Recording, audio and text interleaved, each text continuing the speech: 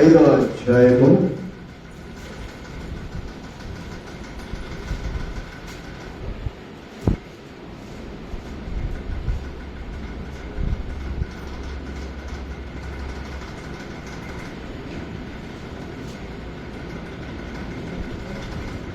6వ అధ్యాయం నుండి 6వ అధ్యాయము 19వ వచనం 12వ వచనం చదువుదాం.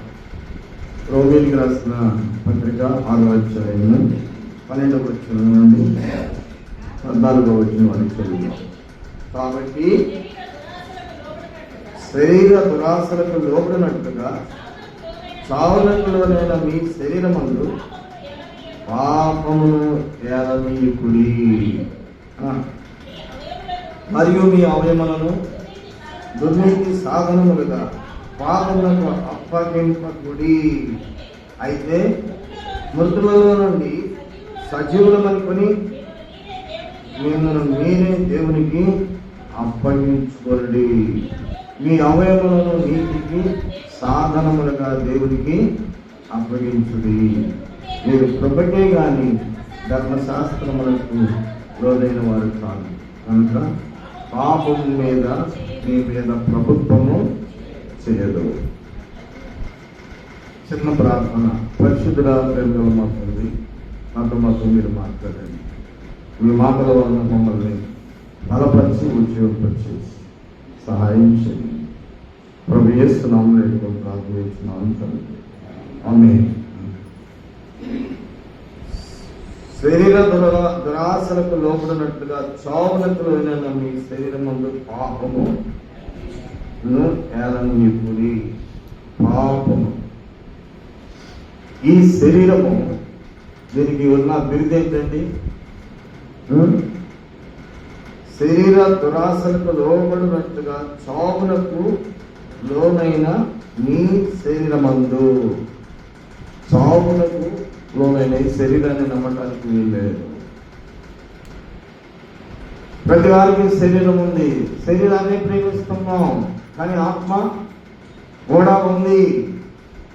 ఆత్మ నిన్ను దేవుడితో ఐక్యపరిచేది, శరీరము లోకంతో, లోకనాథుడైనటువంటి అపవాదితో ఐక్యపరిచేది. శరీరానికి ఒక ఆశ ఉంది, శరీరాన్ని ఆశని నెరవేర్చగలుగుతున్నావు. చావునకు లోనైనటువంటి మీ శరీరమందు పాపమును ఏలనీయుకుడి. పాపం అనేది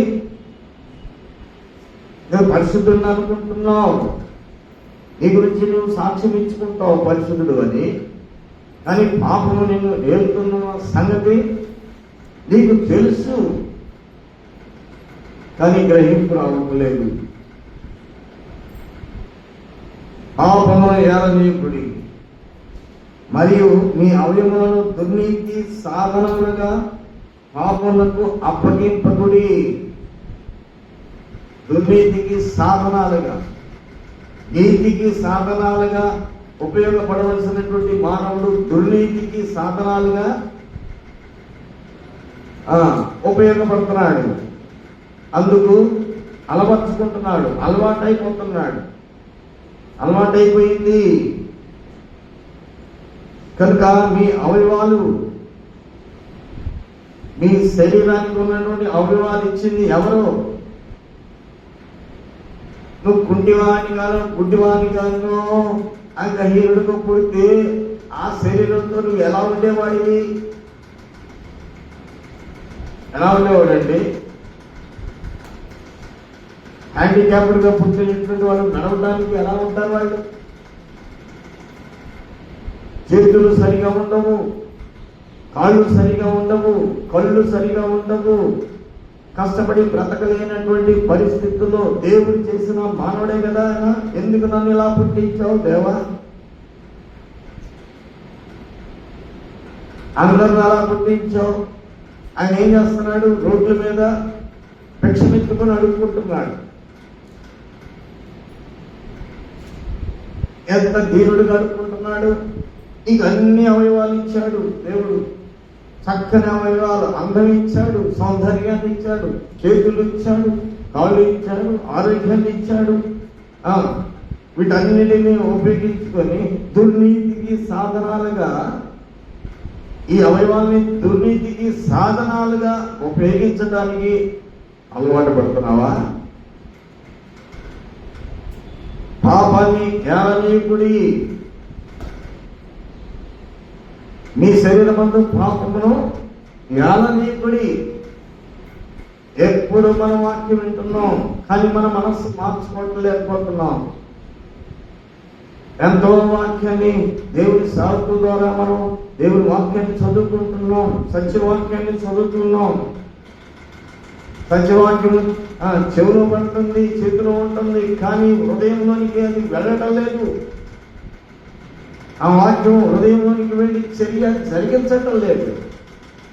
ట్యాబ్లెట్ వేసుకుంటే తలనొప్పి తగ్గుతుంది, జ్వరం తగ్గుతుంది. జ్వరం వస్తుంటే ట్యాబ్లెట్ వేసుకుంటున్నాం కదా, జ్వరం తగ్గుతుంది, ఏదైనా నొప్పులుంటే తగ్గుతున్నాయి. అందులో విశ్వాసము నీకు దేవుని వాక్యం మీద ఉంచలేకపోతున్నావు. దేవుని వాక్యము నీలోనికి వెళ్ళినప్పుడు వాక్యము వినపడుతుంది, వింటున్నావు, కానీ వాక్యాన్ని గ్రహించి ఆ ప్రకారంగా జీవించలేకపోతున్నావు. వాక్యం రావటం లేదా మన దగ్గరికి, కానీ హృదయంలోనికి వెళ్తుందా? హృదయంలోకి వెళ్తే పరివర్తన, మార్పు జీవితం కనబడుతుంది. ఇక్కడ పాపము నీ శరీరమందు ఏలనీయొద్దు. ఇది పాప సంబంధమైందో ఇది నీతి సంబంధమైందో గుర్తు పట్టలేని పరిస్థితుల్లో మానవుడుగా ఉన్నామా మనం? తెలుసు నీకు, రక్షించబడిన అనుభవంలోనికి వచ్చాము, దేవుడిని వెంబడిస్తున్నాము, దేవుని వారమని చెప్పుకుంటున్నాము, కానీ పాపము మీ శరీరమందు చావునకులోనైనా మీ శరీరమందు పాపము చావునకులోనైనా ఈ శరీరము ఇది బ్రతికేది కాదు, ఇది శాశ్వతమైనది కాదు. దీనికోసం ఏది సంపాదించలేవు, సంపాదించి దాచుకుని దీని అంతా తీసుకుని వెళ్ళేది కాదు. ఇది చనిపోతే దగ్గర కూర్చొని కూడా కూర్చోదు భార్య. చచ్చిపోయింది బతుకున్నాను, అంతకుముందు బతుకున్నప్పుడు పక్కనే కూర్చుంది కదా, పక్కనే మంచం మీద కూడా పక్కనే కూర్చోండి. చనిపోయినప్పుడు ఒక మంచం మీద పడుకుంటారండి ఇద్దరు. చనిపోయిన తర్వాత మరి ప్రాణం వచ్చి ఎంత మర్యాద ఉంది, దేహానికి శరీరానికి ఎంత మర్యాద ఉంది, మరి దాన్ని నువ్వు మర్యాదగా ప్రేమిస్తావేంటి? దానికి సంబంధించిన పాపాన్ని ఎందుకు నీ శరీరమందు గౌరవిస్తావు, నిలబడి చేస్తావు? అది సరైనది కాదు. కనుక పాపమునకు అప్పగింపబడి అయితే మృతులలో నుండి సజీవులమనుకుని మిమ్మల్ని మీరే దేవునికి అప్పగించుకునుడి. అంటే పాపమందు మీ శరీరంలో ఏమవ్వాలండి? ఇక్కడ పాపం అనేది సచ్చినదై ఉండాలి. పాపం అనేది మన శరీరమందు మృతమైనదిగా ఉండాలి. పాపం అనేది లోకంలో ఉంది, కానీ మీ శరీరమందు ఆ పాపం ఏమైపోయి ఉండాలి? పాపం లోకంలో ఉంది, నీ శరీరమందు అది చచ్చిపోయి ఉండాలి. అంటే దాని విషయంలో నీ మనస్సు చెప్పండి చచ్చిపోయి ఉండాలి. చచ్చిపోయినప్పుడు అది ఎందుకు బ్రతుకుతుంది? కానీ శరీరము కొన్ని విషయాల్లో చనిపోయినటువంటి వారు మేము బ్రతికామని సాక్ష్యాలు ఇస్తున్నారు, వ్యాధిపోయిన సాక్ష్యాలు ఇస్తున్నారు. మనం ఇచ్చే సాక్ష్యం ఏంటంటే చచ్చిపోయింది మళ్ళీ బతికింది పాపం. అంటే దేవుడు చనిపోయినటువంటి వారిని సజీవులుగా బ్రతికిస్తుంటే మనం ఏం చేస్తున్నాం? మనుషులు చచ్చిపోయినటువంటి పాపాన్ని బ్రతికిస్తున్నాం. చచ్చిపోయిన పాపాన్ని బ్రతికిస్తున్నాం అండి మనం. శరీరమందుని ఆ పాపమును ఏలనీయకూడని దేవుడు అది చచ్చిపోయింది. ఒకప్పుడు కోపం చచ్చిపోయింది, ఒకప్పుడు ద్వేషం చచ్చిపోయింది, ఒకప్పుడు లోక సంబంధమైనటువంటి మర్యాదలు చచ్చిపోయినవి. పని చేస్తున్నాయంటే మళ్ళీ బ్రతుకుతున్నాయా? చచ్చిపోయింది రూపం ఉందా? కనబడుతుందా? లేదు కదండి. కనుక అవి మనలో పనిచేస్తున్నాయి. వాటిని బట్టి మనము బలహీనము కాకూడదు. ఇక్కడ అపోజిట్ పౌలు రోమీయులకు రాస్తున్నాడు, మీ అవయములు నీతి సాధనాలుగా దేవునికి అప్పగించుడి. దాన్ని మనం చెప్పుకున్నాం. మీ అవయవాలు ఎవరికండి? కష్టాచితంతో మీరు బ్రతకండి, బ్రతకొద్దని పని చేసుకోకుండా కాదు. నీ శరీరము నీకు అవయవాలన్నీ ఆ కళ్ళు లేవు, కాళ్ళు లేవు, చేతులు సరిగా లేనటువంటి ఆ వ్యక్తే రోడ్డు పక్కన కూర్చొని భిక్ష పెట్టుకొని బ్రతుకుతున్నాడు. అతన్ని కళ్ళు నీకు కష్టపడి బ్రతకలేవా అని చెప్తారా? అతన్ని అడుగుతారండి ఆ మాట? ఎందుకని? అతనికి కళ్ళు లేవు, కాళ్ళు లేవు, చేతులు లేవు. అలాంటి వారు భిక్షకు కూడా ఆడుకోడు. నీకు కాళ్ళు చేతులు అన్ని చక్రంగా ఇచ్చాయి. కష్టపడి పని చేయి. నీకు ఇచ్చిన దేహంతో కష్టపడి సంపాదించుకో, కష్టపడి నీ శరీరాన్ని పోషించుకో. ఒక అతను 2 కాళ్ళు 2 చేతులు లేవు. దేవుని సువార్త ప్రపంచం అంతా ప్రకటిస్తున్నాడండి. ఎంత ఆశ్చర్యం! 2 కాళ్ళు 2 చేతులు లేవు. ఎవరైనా పెళ్లి చేసుకుంటారా? చెప్పండి, పెళ్లి చేసుకుంటారా? కానీ పెళ్లి చేసుకున్నారు, బిడ్డల వాళ్ళు అన్నారు. వాళ్ళు ప్రపంచ దేశాల్లోనే ఆయన అగ్రగణ్యుడు అయిపోయాడు. ఎంతో సువార్త ప్రకటించాడు. గుంటూరు కూడా వచ్చాడు ఇండియాలో. కనుక ప్రియురా, మనం ఏమై ఉన్నాం? మన అవయవాలు లేని వారు నీతికి సాధనాలుగా తన దేహాన్ని ఉపయోగిస్తున్నారు కదా. ఈ అవయవాలు ఎలాగా నువ్వు ఉపయోగించగలుగుతున్నావు? నీతికి సాధనాలుగా ఉపయోగించగలరు. దేవుడు ఇచ్చాడు అంటే గుడ్డివాడిగాను, అంగహీనుడిగాను, దరిద్రుడిగాను, అన్ని నుండి కూడా ఏమీ లేనివాడిగా మనం ఉన్నామా? దేవుని సేవలో ఏమీ లేనివారు. కానీ లోకంలో చెప్పండి, కుంటివాడికి కూడా ఏమొస్తుందంటే రోషం వస్తుంది. లోకంలో కుంటివాడికి కూడా ఏమంటాడంటే రోషంగా మాట్లాడతాడు. అంటాడు. వాడు కొట్టలేకపోయినా కానీ ఏమంటే నోరు ఉంది కనుక మాట్లాడతాడు. ఎంత పౌరుషం అండి, ఎంత రోషం! ఆధ్యాత్మికమైన కోణంలో ఆ రోషం లేదేంటి? భక్తిలో రోషం లేదేంటి? కనుక ఇక్కడ పౌలు అంటున్నాడు, నీతి సాధనాలుగా మీ అవయవాల్ని దేవునికి అప్పగించండి. దేనికి? ఎవరికి? దేవునికి అప్పగించండి.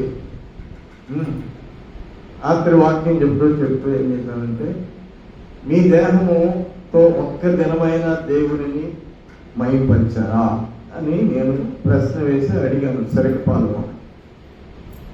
మీ దేహముతో ప్రార్థన చేసామండి. అట్లా ఎవరి కోసం చేసే ప్రార్థన చేసామంటే ఎవరి కోసం చేసుకున్నాం? ఆ కోసం చేసాం. నీ దేవుని కొరకు నీ దేహాన్ని ఒక్క దినము ఉపయోగించావా?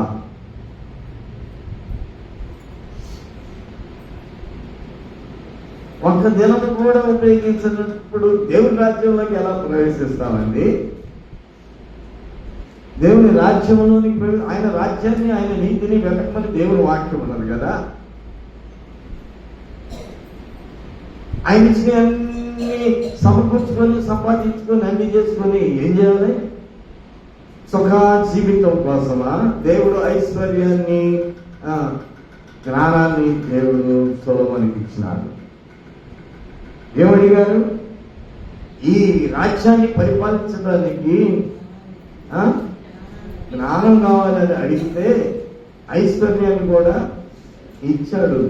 ఈ ఐశ్వర్యం జ్ఞానం తీసుకుని ఏం చేశాడండి ఆయన? ఏం చేశాడు?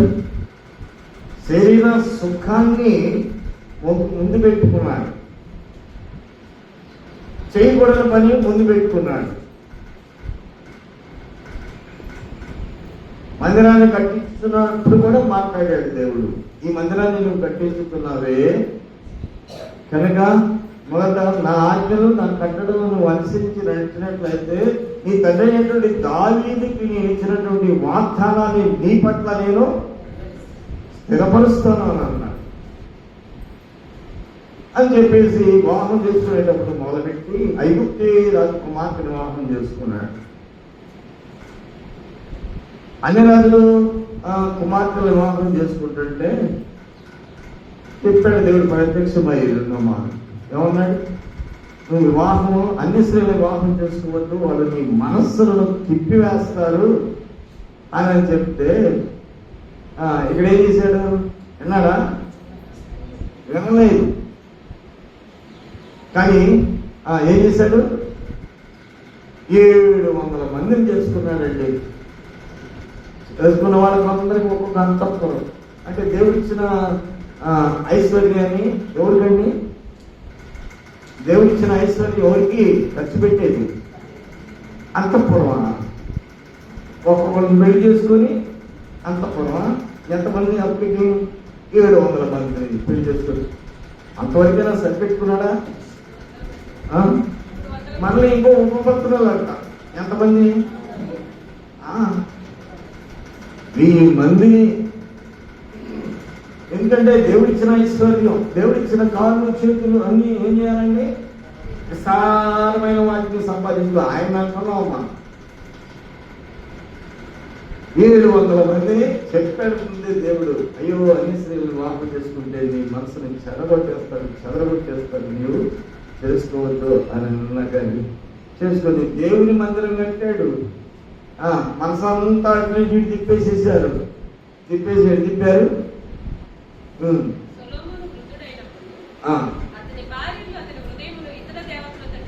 ఇతర దేవతల తట్టు తిప్పివేగా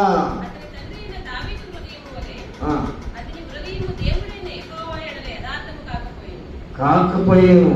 తర్వాత పైపెచ్చి ఏం చేశాడంటే బలిపీఠాలు కట్టారు. ఎవరికి? బయలుకి బలిపీఠాలు, అన్ని దేవతలకి బలిపీఠాలు కట్టాడండి. అంటే దేవుని ఐశ్వర్యము బలిపీఠాలు కట్టడానిగా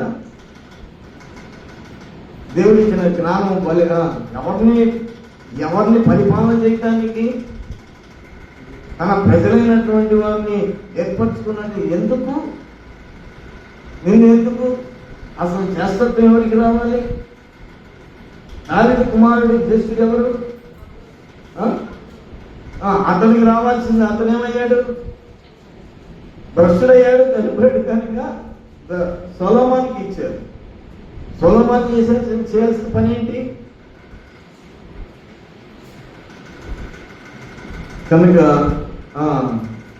అంతమందిని వివాహం చేసుకొని లోకంలో శరీరాన ఆనందాన్ని అనుభవించడానికి ప్రయాసపడ్డాడు. చివరికి తను ఇచ్చిన సాక్ష్యం ఏంటంటే, అంటే దావీదులాగా పశ్చాత్తాపడినట్టుగా ఎక్కడ రాయలేదు, కానీ ప్రసంగి గ్రంథం రాశాడు, సొలొమోను సామెతల గ్రంథము, కర్మగీతము. ఎంత జ్ఞాని!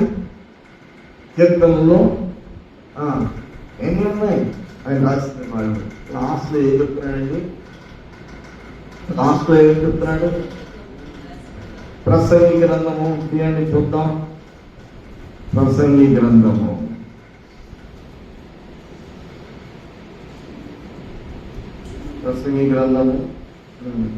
5వ అధ్యాయము 18వ వచనం ఉంటుంది.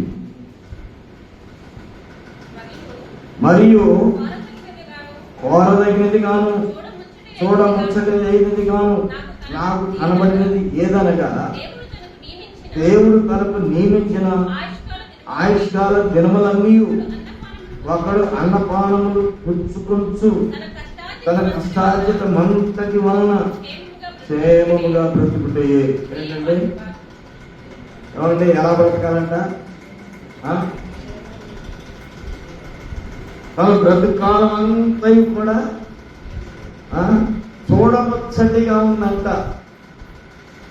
చూడముచ్చటిగా ఉన్నటువంటిది, కోరదగినదిగా ఉన్నది ఏమిటంటే దేవుడు తనకు నియమించిన ఆయుష్కాలు జన్మలన్నీ కూడా ఒకడు అన్నపానములు పుచ్చుకున్నట్టు తన కష్టార్జితం అంతటి వలన క్షేమముగా బ్రతుకుతుంది, క్షేమంగా బ్రతకాలి. ఈ మాట మనం గుర్తుపెట్టుకున్నట్లయితే నీ కష్టార్జితం ఆశ్చర్యకరంగా ఉంటుంది కదా. అవునండి, నీ కష్టార్జితం పరుల సొమ్మును ఆశిస్తావా? అవునండి, అలాంటి మనసు నీకు ఉంటుందా? ఇదే వారికి బాధ్యము. మరియు దేవుడు ఒకరికి ధనధాన్య సమృద్ధి ఇచ్చి దాని యొక్క తన భాగము అనుభవించుటకు, అన్నపానములు పుచ్చుకున్నటకును, తన కష్టార్జితమందు సంతోషించుటకును వీరు కలుగు చేసిన ఎడలా అతనికి ఆ స్థితి దేవుని ఆశీర్వాదం వలన కలిగినది అనుకున్నాను. కనుక నీకు కలిగిన ఆశీర్వాదం ఏంటి? దేవుడు ఇచ్చాడు. వాటిని బట్టి దేవుడు ఇచ్చిన ధనధాన్య సమృద్ధి, దాన్ని బట్టి ఏం చేయాలి? ధనధాన్య సమృద్ధిని బట్టి వాటిని అనుభవిస్తున్న దేవుడు ఇచ్చిన దాన్ని బట్టి దేవునికి మహిమకరముగా తన దేహాన్ని జీవింపజేయాలి, కానీ దేవునికి విరుద్ధంగా ఉండకూడదు అని అట్టి వానికి దేవుడు హృదయానందము చెప్పండి దయచేసి ఉన్నాడు. కనుక అతడు తన ఆయుష్ జన్మలను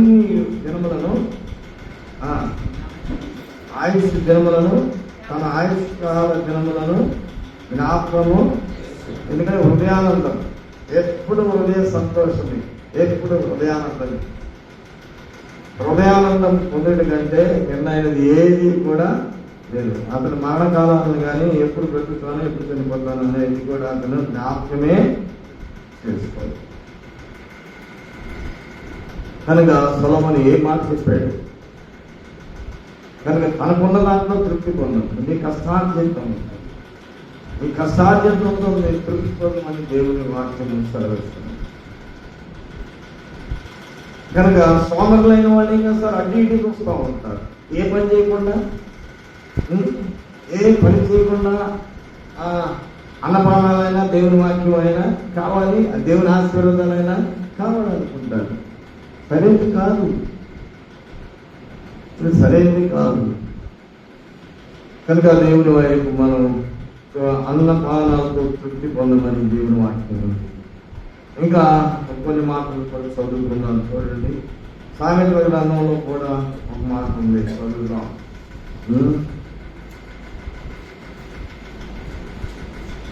సామెతల గ్రంథము 6వ అధ్యాయం.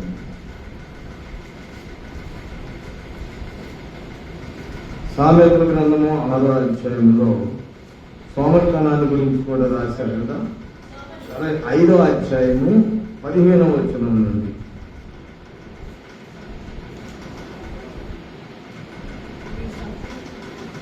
చదవండి. నీ సొంత కొండలోని నీళ్లు పానము చేయము, నీ సొంత దానిలో ఉబుకు జలము త్రాగుము. అంటే ఎలాగ అర్థం చేసుకున్నాం ఈ మాట? నీ సొంత కొండలో, నీ సొంత కొండ లోని నీళ్లు పానము చేయము, నీ సొంత బావిలో ఉబుకు జలము త్రాగుము. ఈ దినాల్లో చాలా మందికి ఈ అవగాహన లేదు.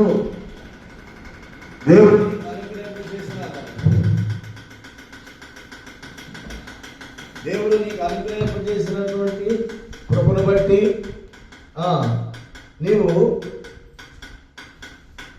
నీకు ఒక సొంత భార్యను దేవుడు ఇచ్చాడు వివాహంలో. తనతో ఆనందించు. 700 మంది భార్యల్ని 300 మంది ఉపపత్తులను చేసుకుని ఏమైపోయాడండి? దేవుని జ్ఞానము సంపాదించుకుని దేవుని దగ్గర నుంచి ఆశీర్వాదాలు పొందినవాడు ఏమైపోయాడు? చివరికి ఇచ్చిన సాక్ష్యం అది. కనుక నీకు నీ కష్టార్జనతో నువ్వు బ్రతుకు. నీ సొంత కొండలో పానీయములు నీవు త్రాగు. అటు ఇటు చూడాల్సిన అవసరం ఏమొచ్చింది నీకు? లోకంలో పాపంలో జీవించాల్సిన అవసరం నీకేమొచ్చింది? నీ ఓటలు బయటికి చెదిరిపోదగునా? నీ ఓటలు బయటికి చెదిరిపోదగునా? స్త్రీవైనా పురుషులైనా ఎవరైనా నీ ఓటలు బయటికి దాటిపోదగునా? చెప్పండి. ఎంత చక్కగా రాశారు. ఎవరు రాశారు? సొలొమోనే అనుభవించి రాశాడు. మనం కూడా అనుభవించి రాద్దాము కదా. అనుభవించి రాశాడు. నేను ఇట్లాగా అయిపోయానయ్యా, అసలు మీరు ఆ జోలికే వెళ్ళద్దు అని చెప్పి రాస్తే, అరే బాబు అది ఊపి అక్కడికి వెళ్తే నువ్వు దిగిపోయావంటే బయటికి రాలేవు అని నేను చెప్తే, బాగానే ఉందిగా, నేల కనపడుతుంది, ఆయన కాలు పెట్టి చూద్దాం అని చెప్పేసి కాలు పెట్టాడు. ఏమైంది? అది ఊపి ఏమైంది? ఊపిలోనికి వెళ్ళిపోయాడు. బ్రతికించేవారు లేదు. పిల్లరా, ఇలాంటి వాక్యాలు మన దగ్గర ఉన్నప్పుడు దేవుని వాక్యాన్ని చేత పట్టుకున్నాం, దేవుని వాక్యాన్ని వింటున్నాం. నీవు నడవలసిన త్రోవ నీకు అర్థం చేస్తుంది దేవుని వాక్యము. నువ్వెందుకు పక్కకి వెళ్తున్నావు? నీ మనసు ఎక్కడ పక్కకి వెళ్తుంది? స్త్రీవైనా పురుషుడు అయినా. చూద్దాం. వీధులలో అవి నీటి కాలువలుగా పారదగునా? ఎక్కడండి? వీధులలో అవి నీటి కాలువగా పారదగునా? అన్నిలు నీతో కూడా వాటిని అనుభవించకుండా అవి నీకే ఉండవలేను కదా. నీ ఓట దీవెన ముందుము. నీ యవ్వన కాలపు భార్యను సంతోషించుము. ఆమె అతి ప్రియమైన లేడీ, అందమైన గొప్పి. నీ దగ్గర ఉన్న అందమైన లేడీని పక్కన పెట్టి పక్కన ఉన్నటువంటి ఎవరండి పంది పిల్లల్ని చూసి నాగేస్తారంట. బొక్కలో ఉంటారు పంది పిల్లలు. అందమైన దుప్పిని పక్కనే ఉంటే పక్కన ఉన్న పంది పిల్ల నీకు ఇష్టమా? ఎంతమంది ఇలా తప్పిపోతున్నారు? ఎంతమంది ఇలాగా తమ జీవితాన్ని పాడు చేసుకుంటున్నారు? ఆ పాడు చేసేవాడు ఒకడు ఉన్నాడు. ఎవరాడు? వాడు దొంగ దోచుకుని ఆ చేతుల్లోకి వెళ్తాడు. నీతికి సాధనాలు కానీ అవయవాలు అప్పగించలేకపోవడం వల్ల వాడు వచ్చి నీ అవయవాదాన్ని వాడు దోచుకుంటున్నాడు. అవునా? దేవుని మందిరము ఉంది, దేవుని వారమని చెప్పుకుంటున్నాం. నీకు నీతికి సాధనాలుగా మందిర పని ఉంది కదా, వెళదాము, అక్కడికి వెళ్దాము, ఏదో ఒక పని చేద్దామా అనే మనస్సు చెప్పండి లేకపోవడం వల్ల, నీతికి సాధనాలుగా ఉపయోగించుకోవడం వల్ల సోమరిగా ఉన్నటువంటి ఆ చేలోకి ఎవడు వచ్చాడండి? దుష్టుడు వచ్చి దూకాడు. పిల్లరా, నీకు ఇచ్చిన అవయవాలు, నీకు ఇచ్చిన సమయము, నీకు ఇచ్చినటువంటి శరీరము, నీకు ఇచ్చింది సమస్తము దేవుడు నీకు ఏ అన్యాయం చేయలేదు. చక్కని అవయవాలు ఇచ్చి, మంచి ఆయుష్యం ఇచ్చి, ఆరోగ్యాన్ని ఇచ్చి, చక్కని భార్యని ఇచ్చాడు నీకు. అందమైన లేడీ, అందమైన ప్రియమైనటువంటి లేడు, అందమైన దుప్పి. అలాంటి వ్యక్తుల్ని, పురుషునికి స్త్రీ, స్త్రీకి పురుషుని నీకు మంచి ఎవరిచ్చాడు? మంచి భర్తలు ఇచ్చాడు, మంచి భార్యని ఇచ్చాడు. ఏమండి? పశ్చాత్తాపడండి.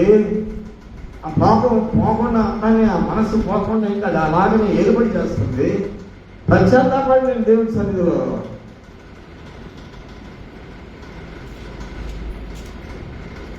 అనుభవపూర్వకంగా చెప్తున్నాడు.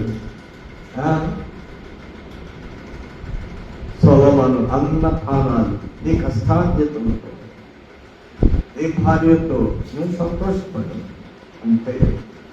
కానీ పరుల చేను, పరుల ఓటలు, పరుల యొక్క వాటిని నీవు అనుభవించాల్సిన అవసరం అయితే నీకు నీ దేవుడు ఎవరేదా వాటితో లేదా? నీ సాధనాలు, నీ అవయవాలు నీతికి సాధనాలుగా ఉపయోగించు. దేవుడిని ఆశీర్వదిస్తాడు. వాడు దొంగయు దోచుకుంటున్నాడు, అపవాది అనేవాడు దోచుకుంటున్నాడు, నీ అవయవాల్ని దోచుకుంటున్నాడు, లోకము శరీర దురాశలకి లోపరుస్తున్నాడు. ఆ సత్యాన్ని మనం గ్రహించాల్సిన వారంగా ఉన్నాం. కానీ ఇంకా శరీర దురాశలకి లోపరిచి మనల్ని దేవుని దగ్గర నుంచి ఏం చేస్తున్నాడు? దూరంగా బయటికి తీసుకువెళ్తున్నాడు. కనుక చదువుకున్నటువంటి వాక్యాన్ని వెళ్ళిపోదాం. రోమీయులకు రాసిన పత్రిక, మీ అవయవాలను నీతికి సాధనాలుగా దేవునికి అప్పగించుడి, మీరు కృపకే కానీ ధర్మశాస్త్రములకు లోనైన వారు కాదు. కనుక పాపము మీ మీద ప్రభుత్వము చేయదు. పాపము మీ మీద ప్రభుత్వము చేయదు. పాపం మీ మీద ప్రభుత్వం చేయదు. అంటే ఇక్కడ ప్రభుత్వం ఏదయ్యా? లోకంలో ప్రభుత్వం ఏది? రాజెవరు లోకానికి? అది ప్రభుత్వం చేయాలి కదా. నేను నీ మీద, నువ్వు ప్రత్యేకించబడిన దేవుని కుమారుడిగా ఉన్నావు కదా, నీ మీద ప్రభుత్వం చేయవలసింది ఎవరు? అధికారం ఎవరిది? కానీ ఎవడ ప్రభుత్వం చేస్తున్నాడు? ఎవరి ఆధిపత్యం జరుగుతుంది? ఎవరి అధికారం జరుగుతుంది? మనం ఒక పరలోక రాజ్యానికి చేస్తామో లేదో కూడా ఏదో ఊరక వాస్తవం పోతున్నాం. దేవుడి బిడ్డలైన వారు దైవ సేవకులు చెప్తున్న ప్రతి మాసంలో మాకు చెప్పేదండి, పరలోక రాజ్యానికి అంటారా మీరు? పరలోక రాజ్యానికి అయితే పరిశుద్ధులకు కాలేమా? ఉండలేమా? చెప్పండి.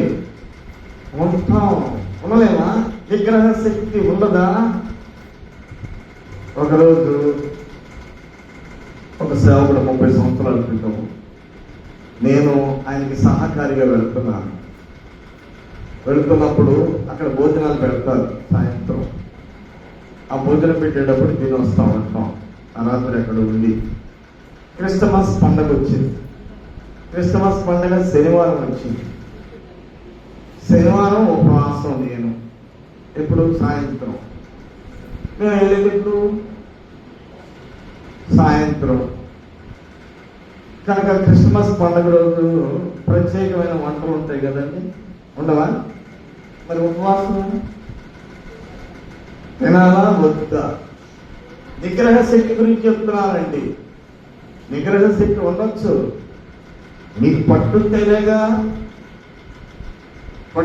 కదా చిన్నదాంట్లో ఓడిపోతున్నావు నువ్వు.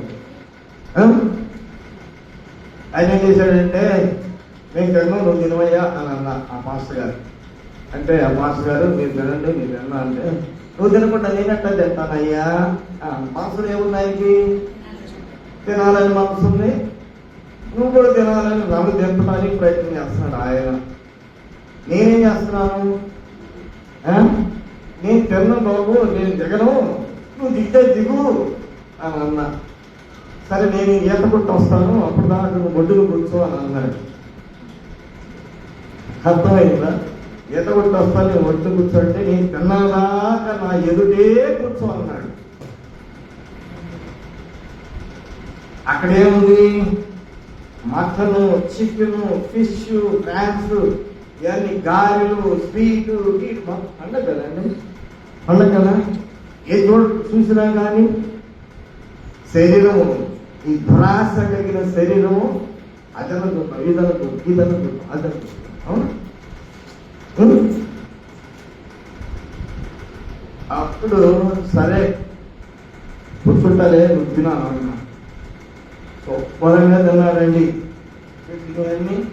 తిని అని నెగలేకపోతున్నాడు. ఏం చేయాలి మనిషిని? ఆశ. దేవుని వాక్యం చెప్పేవాళ్ళే నిగ్రహ శక్తి క్రైస్తవుడికి లేకపోతే ఏమన్నా ఇంకెలాగా? పట్టుదల ఉండాలి, నిగ్రహ శక్తి కూడా ఉండాలి. మా పిల్లల దగ్గరికి వెళ్ళాము, బెంగళూరు వెళ్ళాం. బెంగళూరు వెళ్తే మనందరం కలిసి మాకు స్పెషల్ స్థలానికి తీసుకెళ్ళాలి మమ్మల్ని అని చెప్పేసి అన్నారు. ఒకసారి 3 సంవత్సరాలు అవుతుంది మిమ్మల్ని చూసి పదంగా వెళ్దామని చెప్పి తీసుకెళ్తే వాళ్ళు తీసుకోలేదు, ప్లేస్ తీసుకెళ్ళారు. వాళ్ళు కూర్చోబెట్టారు. కూర్చున్నా నేను కూర్చుంటే అన్ని తీసుకొచ్చి పెడుతున్నారు. అన్ని తీసుకొచ్చి అది మేము తినేది ఏమన్నా ఉందా అని అంటే వాళ్ళు మొక్కజొన్న ఇస్తున్నారు. నేను చూసారండి, మొక్కజొన్నలు ఇత్తనాలు ఉడకబెట్టి తీసుకొచ్చి పెట్టారు ముందు. ఏ తిను అప్పుడు దాకా అప్పడాలు తీసుకొచ్చి 2 పెట్టారు. వెజిటేరియన్ నాన్ వెజ్ ఏంటి? వాళ్ళేమో నాన్ వెజ్ తీసుకొచ్చి వాళ్ళకి పెట్టండి, ఇల్లు కంప్లీట్ చేస్తున్నారు, మళ్ళీ తీసుకొచ్చి పెడుతున్నారు, మళ్ళీ నువ్వు ఎంత చేస్తారో అంత పెడతారు. అది హోటల్. నువ్వు 3 గంటలు టైం ఇస్తారు, 3 గంటల్లో నువ్వు ఎంత తింటే అంత వదిలిపెడతారండి ఎవరన్నా. ఇప్పటికన్నా మనస్సు నిగ్రహ శక్తి. వాళ్ళందరూ పెట్టే నా సంగతి ఏంటి? నేనేం చేయాలి? అది ఏంట్రా బాబు నాకంటే సరే ఏదో ఒకటి నాకు కూడా నేను చూసి నాకు వెజిటేరియన్ ఏదైనా ఉంటే తీసుకొచ్చి పెట్టండి అని అన్నా. అది పైనాపిల్ యాపిల్ ముక్కలు 2, క్యారెట్ ముక్కలు 2 అవి తీసుకొచ్చి ఆడ పెట్టారు. పెట్టిన తర్వాత అయ్యే ఎంత కూర్చుంటే పాలు పన్నీగా ఏమంటారండి? పన్నీరు అవి చేసుకొచ్చి పెట్టాడు.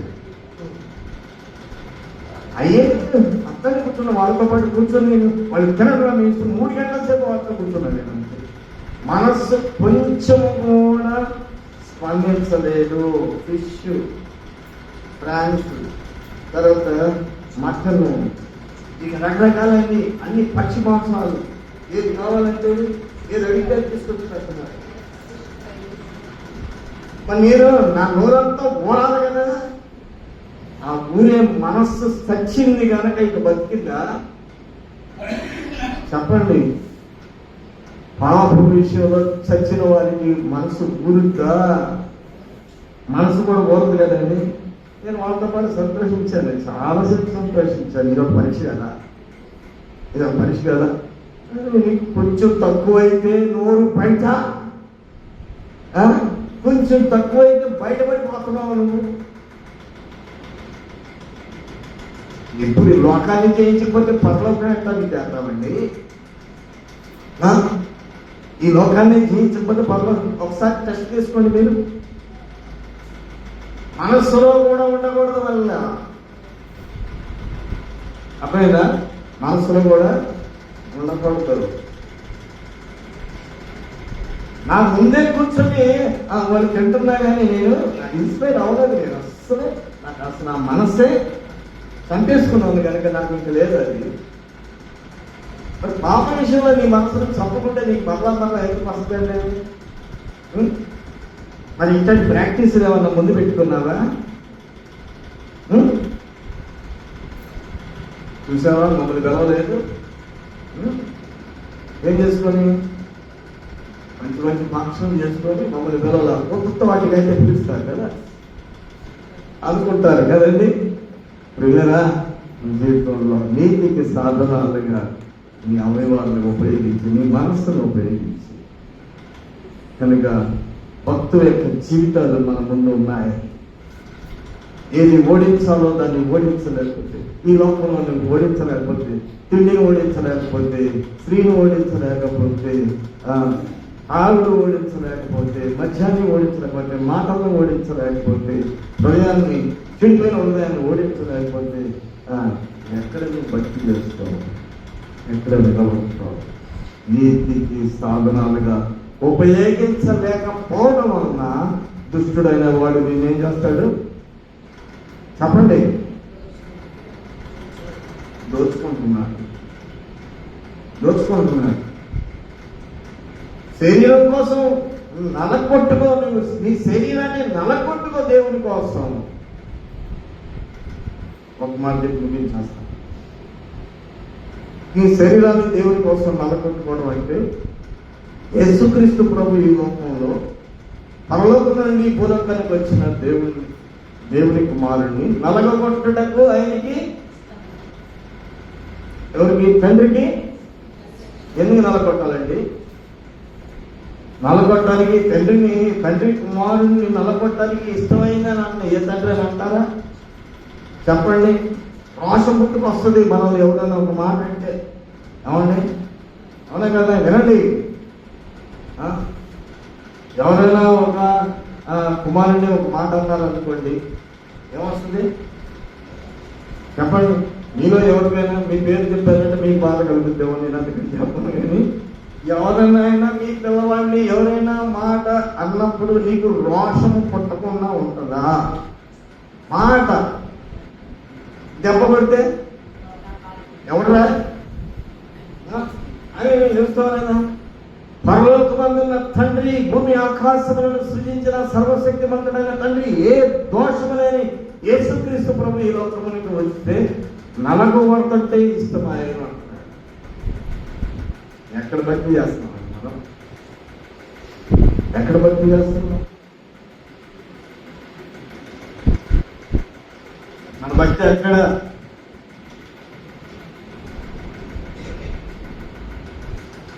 నలగొట్టుటకు ఇష్టమాయను అన్నాడు.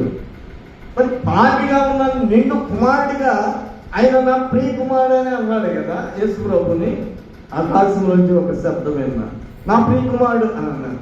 పాపిగా ఉన్న నిన్ను నలగొట్టడానికి ఇష్టం లేదా అమ్మా? వద్దు. సెక్షన్ అయితే చెప్పండి. సెక్షన్ అయితే వద్దా? శిక్ష అయితే వద్దా? అంటే ఏ దోషం లేనటువంటి ఆయన అనుభవించాలా? దోషం చేసిన మనం దేవుని దీవెనలు పొందుకోవాలా? శిక్షించు ప్రభువా అని అడుగుదామా? కనుక పిల్లల భక్తి విధానాలు మనకు సరిగ్గా తెలియదు, వాటిని మనం అర్థం చేసుకోలేకపోతున్నాం. కానీ దేవుని దీవులను ఆశీర్వదులు కుమ్మరించి వేసుకోలేమో దెబ్బలు తినాలి, ప్రాణాలు ఇచ్చినంతగా సహించుకోవాలి, నోరు తెరవకూడదు, మాటలు తెరవద్దు, మనం నోరు తెరవాలి. మనకేమి ఇదా మన భక్తి? నీతికి సాధనాలుగా నీ అవయవాన్ని ఉపయోగించాలి. నీతి కొరకు ఆకృతలు కలిగి నీతికి సాధనాలుగా ఉపయోగించు. దుష్టుడు పాపుడు నీ మీద ప్రభుత్వము చేయదు అని ఉంది వాక్యము. దుష్టుడు నీ మీద అధికారం లేకుండా ఉంటాడు. దుష్టుడు నీ మీద ఎక్కడ 1వ యోహాను 5వ అధ్యాయము 1వ యోహాను 5వ అధ్యాయములో 18వ వచనం చూడమ్మా ఒకసారి. 18వ దేవుని మూలముగా పుట్టినవాడు ఎవడును పాపము చేయడని ఎరుగుదుము. దేవుని మూలముగా పుట్టినవాడు తను భద్రపరుచుకున్నాడు కనుక దుష్టుడు వారిని ముట్టడు. రాత్రి ఇద్దరిని పిలిచి ప్రియులు ఇద్దరిని కూర్చోబెట్టి ఇంకొక ఆయన వచ్చి కూర్చున్నారు. ఈ ముగ్గురితో కలిసి ఈ మాటలు మేము ధ్యానం చేశాం. అవునా కదా? దుష్టుడు వారిని ముట్టడు. ఇక్కడ పాపము ప్రభుత్వము చేయదు అన్నగదా వాక్యము. పాపం ప్రభుత్వం చేయదు. నీలో నీ ఉండి నీ ఇష్టానుసారంగా నువ్వు బ్రతుకుతున్నావు. నీ దేహం నీతికి సాధనాలను ఉపయోగించకపోతే ఆ దుష్టుడు నీ మీద పనిచేయడా? చెప్పండి. పనిచేస్తున్నాడు. ప్రభుత్వం చేయటం లేదా? పాపం ప్రభుత్వం చేస్తుంది. దుష్టుడు నీలో నిన్ను పుడుతున్నాడు. మరి ఇంకెక్కడ మనం క్రైస్తవులను చెప్తున్నాం. మేము క్రైస్తవులు ప్రార్థనకి వెళ్తామంటే మేము ప్రార్థనకి వెళ్తాం అని అంటున్నారు. ఎక్కడ? Practice makes men perfection. మనిషిని పర్ఫెక్ట్ గా తీర్చిదిద్దగలిగే నిగ్రహ శక్తిని మీ దగ్గర అలాంటి జై జీవితం అండి. టీ లేకపోతే బతకలేరు. టీ లేకపోతే టీ మానుకోమ్మా టీ అని అంటే ఎట్ట మానుకుంటావయ్యా? వాషింగ్టన్లో అమ్మగారు ఏం చేశారంటే నన్ను తీసుకుని టీ పట్టురామని అన్నారు. అక్కడ లైన్లో నిలబడాలి. ముందెళ్తే మనకలాగా ముందే అంటానికి కుదరదు. లైన్లో నిలబడి ప్లేట్ ఏమవుతుంది, టైం అవుతుంది. టీ ఏమో తీసుకురామంది. ఈరోజు మానుకోమ్మా టీ అంటే ఎంత మానుకుంటామయ్యా? ఆ టీ పట్టుకుని వెళ్ళిపోయి తీసుకొస్తే నాకు ఇచ్చిన డికాషనే ఇచ్చారు వాళ్ళు. నాకు దాంట్లో ఏం కలపాలో తెలియదు. అందులో డికాషన్ ఇచ్చి పాలు వేరే సార్ తీసుకోవాలంట, పంచదార వేరే సార్ తీసుకోవాలంట. డికాషన్ ఇచ్చారు. డికాషన్ తీసుకొచ్చి ఇదిగో టీ అని చెప్పేసి ఆ మూట పెట్టి ఇస్తే మూట తీసుకొచ్చి ఇస్తే తాగమని గుట్టి డికాషన్ తెచ్చావేంటయ్యా, నువ్వు బాబు భలే వాళ్ళు లాగా ఉన్నావే అన్న. మానుకోమ్మ ఈ పూట కంటే మా మీదే పెట్టుకుంటున్నాం. మానుకో మానుకుంటావా? చెప్పండి. ఏ విషయంలో దానిని మానుకోవాలో మానేసుకోండి. నిక్కర శక్తిని సంపాదించుకో. జీవితాన్ని చూడు, ప్రార్థన చెయ్యి, పట్టు దేవుడి సన్నిధిలో. ఏది నేను బానిసనిగా చేసిందో ఆ బానిసత్వంలో నుంచి నువ్వు బయటికి ప్రార్థన చేసుకుందాం. ప్రార్థన చేసుకుందాం. పరిశుద్ధుల ప్రేమలో మాట్లాడి మీ ఘనమైన మనకి తెలిసిపెట్టిస్తున్నాం. కొన్ని విషయాలు మాకు అర్థం చేశాం. ప్రభా, దుర్నీతికి సాధనాలుగా ఒకప్పుడు మేము ఉపయోగించాం. మా శరీర అవయవాలని ప్రభా నీతికి సాధనాలుగా మేము ఉపయోగించగలిగినప్పుడు మేము నాయన ఎంత బలంగా ఉండగలుగుతాము. దేవా, సొలొమోను సైతము మీరిచ్చినటువంటి సమస్త ఈవులను బట్టి ప్రభా ఆయన ఎలాగా సాక్ష్యం ఇచ్చాడు, తను ఎలాగే వ్యర్థపరిచాడు, ఎలాగే సాక్ష్యాన్ని ఇచ్చాడు. అలాగా మేము ఆయుష్ ఇచ్చారు, ఆరోగ్యాన్ని ఇచ్చారు, సరైన కాళ్ళు, సరైన చేతులు, సరైన కళ్ళు. ఏ గుడ్డివాడిగా వ్యాధిగ్రస్తుడిగా మేము లేవు నాయన. అన్ని చక్కగా ఉన్నాయి. ఈ చక్కని వాటిని బట్టి లోకానికి ఉపయోగిస్తున్నాము, కానీ నీకు ఉపయోగించలేకపోతున్నాం.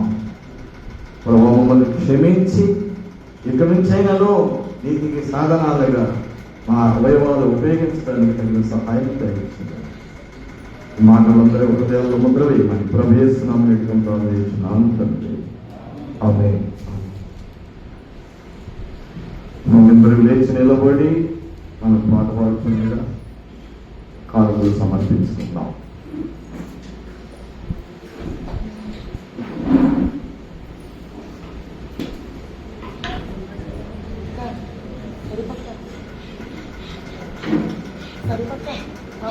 జ్యోతిర్మయుడా